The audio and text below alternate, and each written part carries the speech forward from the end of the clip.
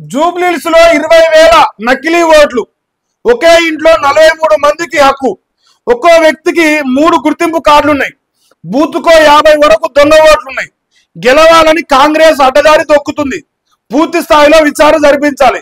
ఎన్నికల అధికారికి బీఆర్ఎస్ నేతల ఫిర్యాదు. ఒక్కొక్కరికి 3 ఓట్లు అంటున్నాయి. ఒక బూత్కు 50 ఓట్లు పెంచిరట. 20,000 దొంగ ఓట్లు ఉన్నాయంటారు వాళ్ళు. ఎన్నికల సంఘానికి కంప్లైంట్ చేసిరట. 20,000 ఒకవేళ రేపు ఈ కాంగ్రెస్ పార్టీ 20,000 మేరతో గెలిచిరంటే వాళ్ళు దొంగనా కొడుకులు దొంగ ఓటుతో గెలిచనే కాడికి జనం అనుకుంటారు. ఇక బరాబర్ అనుకుంటారు. నిజమే కదా, వాస్తవమే కదా. ప్రజలు వెనకడ లేరు, వాస్తవాలు మాట్లాడటానికి బరాబర్గా మాట్లాడతారు. ఇక నా సోడైతే ఇంకా గట్టినే చెప్తారు. ఇక దొంగ ఓట్లతో దొంగలు గెలవబోతారు. ఒకవేళ నవీన్ కుమార్ రేపు గెలిచినా కూడా దొంగ ఓటుతో గెలిచినట్టుగా భావించాలి. లేదు కాదు అంటే కాంగ్రెస్ మొత్తానికే బహిష్కరించారు ఆ ఎలక్షన్ నుంచి. బైకాట్ చేసి పడిస్తే సంతోషపడుతున్నాయి. అబ్బా ఫుల్ సంతోషం. ఇప్పుడు కాంగ్రెస్ పార్టీ అభ్యర్థి ఓట్లు పంచిండు, కార్డులు. దాని ద్వారా కాంగ్రెస్ పార్టీ ఓటు చోరీ రఘునందన్ రావు బయటపెట్టిండు. ఆ బయటపెట్టే విషయాన్ని బలంగా పట్టుకున్న బీఆర్ఎస్ పార్టీ ఎన్నికల సంఘాన్ని ఇరకాడలో పెట్టి కూర్చుంది. ప్రజాస్వామ్యం, రాజ్యాంగం ఈ రాష్ట్రంలో బతుకున్నాయి. రేవంత్ రెడ్డి రాజ్యాంగం లేదు అని మేము ఏమైనా అనుకోవాలంటే ఎన్నికల సంఘం ఫస్ట్ దీనిపైన సీరియస్ యాక్షన్ తీసుకోవాలి. ఇంకా లేదు మేము తీసుకోము, మమ్మల్ని బీక్తారు అని మీరు అనుకుంటే ఇంక మేము ఏం చేయలేం. మేము చెప్పే కాడే మేము చెప్తున్నాం. ఇంక మీ కర్మ. తర్వాత ఎవడు ఆపలేడు. ఇక ప్రజల కోపం వస్తే దాని లెక్క వేరైంది. జూబ్లీహిల్స్ లో మరో ఓటు చోరీట. వెంగళరావు నగర్ డివిజన్ లో ఒకే ఇంటి నెంబర్ పై 27 ఓట్లు ఉన్నాయి. లిస్టు చూసి షాక్ అయిన ఇంటి ఓనరు. ఆ ఇంట్లో ఉండేది కేవలం 3. ఓటర్ లిస్ట్ లో ఉన్న వాళ్ళు ఎవరు తనకు తెలియదని చెప్పిన ఓనర్. షాబాష్. ఆయన ఏమంటున్నా, నా ఇంట్లో ఎక్కడ గిన్ని ఓట్లు, నాకేమెరక, మీ ఇంట్లో ఉన్నది 3 మాకున్నదే 3 ఓట్లు, 27 ఓట్లు నేనెప్పుడు ఎత్తారు నాయన అంటున్నట. ఇంటి ఓనర్ ఎత్తుండు, బయట వాడు ఎత్తాడు. ఇప్పుడు నా ఇంట్లో ఎంతమంది నాకంటే పక్కోని తెలుస్తుందా?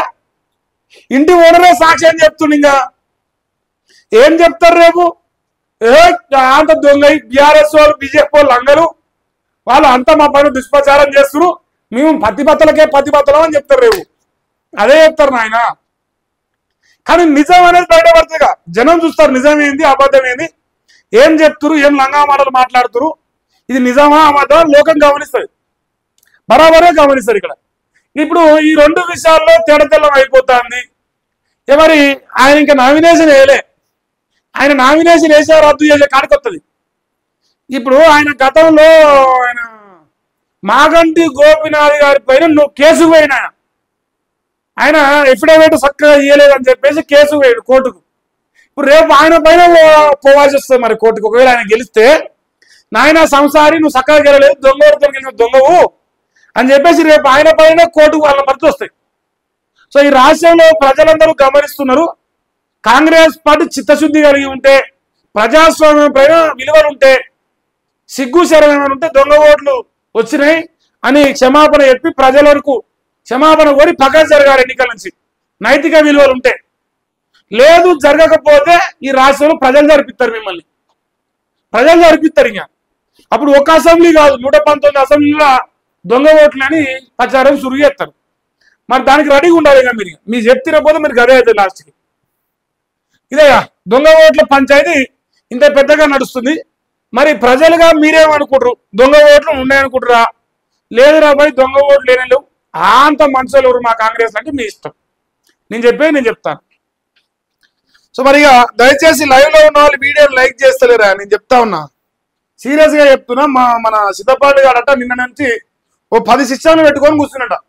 అరే వీడు నన్ను రోజు తిడతాడు, నిన్న నుంచి రోజు మన మీదే వీడియోలు చేస్తుడు, నేను రిపోర్ట్లు కొట్టిరా అంటున్నట. మరి ఆ రిపోర్ట్లు తట్టుకొని మనం ముందలు పోవాలంటే మీరు లైక్ చేస్తున్నా ఇది అదొకటి గమనించండి.